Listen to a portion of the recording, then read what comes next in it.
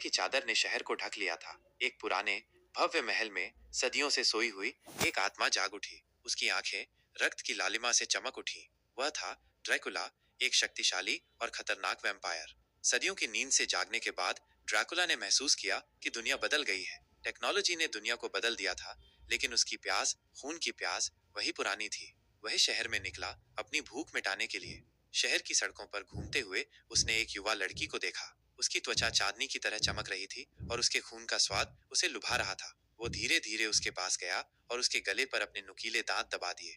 लड़की चीखी, लेकिन उसकी आवाज दबी हुई थी। ड्रैकुला ने उसका खून पिया और फिर उसे छोड़ दिया। लड़की बेहोश हो गई, लेकिन कुछ ही समय बाद वो जाग उठी, लेकिन अब वो अलग थी। उसकी आंखों में भी वही लालिमा थी जो ड्रैकुला की आंखों में थी। ड्रैकुला ने एक नया युग शुरू कर दिया था, एक युग जिसमें डर और खून का राज होगा। नई रात, नया शिकार। ड्रैकुला अब शहर के अंधेरे गलियों का स्वामी बन चुका था। उसकी ताकत बढ़ती जा रही थी और उसके साथ ही उसकी भूख भी। उसकी नजर अब एक युवा जोड़े पर पड़ी थी। लड़का और लड़की हाथों में हाथ डाले शहर की सड़कों पर टहल रहे थे। उनके खून का ताजा स्वाद ड्रैकुला को लुभा रहा था। वो धीरे धीरे उनके पीछे पीछे चलने लगा। उनकी हर हरकत पर उसकी नजर थी। एक सुनसान गली में मौका मिलते ही उसने हमला किया। लड़का और लड़की चीखे, लेकिन उनकी आवाज दब गई। ड्रैकुला ने उन्हें पकड़ लिया और फिर अपने नुकीले दांतों से उनका खून पीने लगा। इस घटना के बाद शहर में दहशत फैल गई। लोग डरे हुए थे, रात में घर से बाहर निकलने से डर रहे थे। पुलिस भी इस रहस्यमयी घटना से परेशान थी। ड्रैकुला इस दहशत का आनंद ले रहा था। वो जानता था कि यह सिर्फ शुरुआत है। अब वो पूरे शहर को अपने अधीन करने की योजना बना रहा था और ड्रैकुला की ताकत दिन ब दिन बढ़ती जा रही थी। इसी बीच एक नया चेहरा सामने आया। अन्या, एक युवा दृढ़ इरादों वाली महिला जो एक प्राचीन वैम्पायर शिकारी वंश की वंशज थी। उसने शहर में फैली दहशत को देखा, लोगों की आंखों में डर को पहचाना और उसे कुछ करना था। चांदी के खंजर और अलौकिक शक्तियों के ज्ञान से लैस अन्या ने अपनी जांच शुरू की। उसने अपराध स्थलों का दौरा किया, पीड़ितों का अध्ययन किया और इस पहेली को सुलझाने की कोशिश की। जितना अधिक वह जानती गई, उतना ही उसे स्थिति की गंभीरता का एहसास हुआ। इसी दौरान ड्रैकुला हर रक्तपान के साथ और अधिक शक्तिशाली होता जा रहा था और उसने अपना ध्यान एक धनी व्यापारी श्री कपूर पर केंद्रित किया। उसने कपूर को अपने प्रभाव का विस्तार करने में मदद करने वाले संभावित सहयोगी के रूप में देखा। ड्रैकुला ने अपने मोहक आकर्षण से कपूर को आसानी से अपने सेवक बना लिया। अन्या सुरागों का पीछा करते हुए एक छोड़ दिए गए गोदाम में पहुंची। अंदर उसे एक अंधेरे अनुष्ठान के साक्ष्य मिले, एक ऐसा अनुष्ठान जो ड्रैकुला की शक्ति को बढ़ा सकता था। जैसे ही वह गहराई में गई, उस पर ड्रैकुला द्वारा बनाए गए वैम्पायरों के एक समूह ने हमला किया। एक भीषण लड़ाई छिड़ गई। अन्या ने अपनी चपलता और कौशल से वैम्पायरों का मुकाबला किया, लेकिन वह संख्या में कम थी। जब ऐसा लग रहा था कि वो हार जाएगी, एक रहस्यमय व्यक्ति हस्तक्षेप करता है। वह एक शक्तिशाली वैम्पायर शिकारी था जिसे केवल छाया के नाम से जाना जाता था।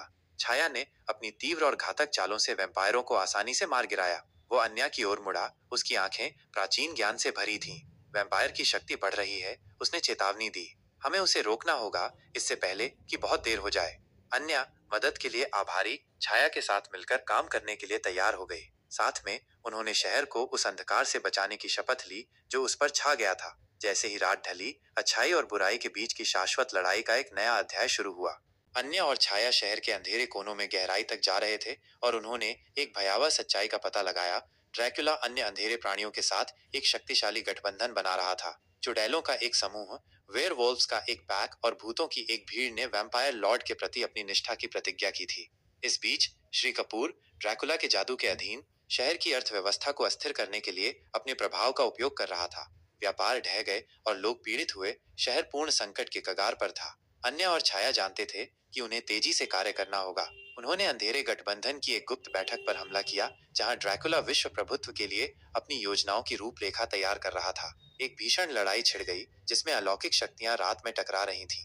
अन्या ने अपनी चपलता और चालाकी से भूतों और चुड़ैलों का मुकाबला किया। छाया ने अपनी अपार शक्ति और गति से वेयरवोल्व से लड़ाई की, लेकिन ड्रैकुला अंतिम विरोधी, एक दुर्जेय दुश्मन साबित हुआ। जैसे ही लड़ाई भड़क उठी, एक रहस्यमयी व्यक्ति प्रकट हुआ। वह एक शक्तिशाली जादूगर था, ड्रैकुला का एक प्राचीन दुश्मन। वो लड़ाई में शामिल हो गया, वैम्पायर लॉर्ड को कमजोर करने वाले शक्तिशाली मंत्रों का जाप किया। संयुक्त प्रयास से अन्या, छाया और जादूगर ड्रैकुला और उसके गुर्गों को हराने में सफल रहे, लेकिन लड़ाई खत्म नहीं हुई थी। अंधेरे बलों को पराजित नहीं किया गया था, केवल विलंबित किया गया था। जैसे ही सूर्य उदय हुआ, शहर पर अपनी सुनहरी रोशनी डाली। अन्या और छाया जानते थे कि उनकी लड़ाई खत्म नहीं हुई थी। उन्हें सतर्क रहना था, अगले खतरे का सामना करने के लिए तैयार रहना था, जो अंधकार से उभर सकता था। ने अस्थायी राहत दी थी, लेकिन अंधकार की छाया अभी भी शहर पर मंडरा रही थी। नए खतरे उभर रहे थे और अन्या और छाया को फिर से एकजुट होना पड़ा। एक रहस्यमयी बीमारी शहर में फैल रही थी, लोगों को कमजोर और बीमार कर रही थी। यह कोई साधारण बीमारी नहीं थी, बल्कि एक अंधेरे जादू का परिणाम था। अन्या और छाया ने जांच शुरू की और पाया कि ये ड्रैकुला के एक पुराने दुश्मन, एक शक्तिशाली नेक्रोमैंसर का काम था।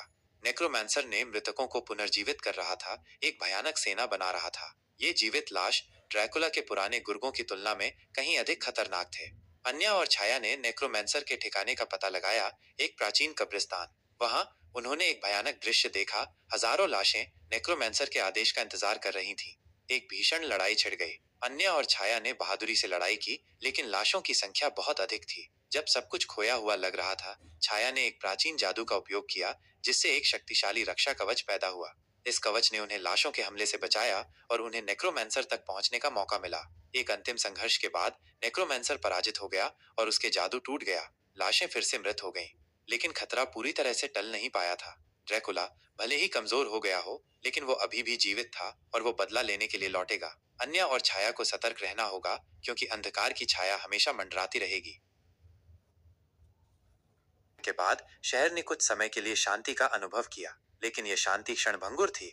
ड्रैकुला अपनी ताकत को पुनः प्राप्त कर रहा था और वह बदला लेने के लिए तैयार था। अन्या और छाया इस खतरे को भांपते हुए खुद को तैयार करने लगे। उन्होंने पुराने ग्रंथों का अध्ययन किया, शक्तिशाली तावीज बनाए और अपनी अलौकिक क्षमताओं को बढ़ाने के लिए कठिन प्रशिक्षण लिया।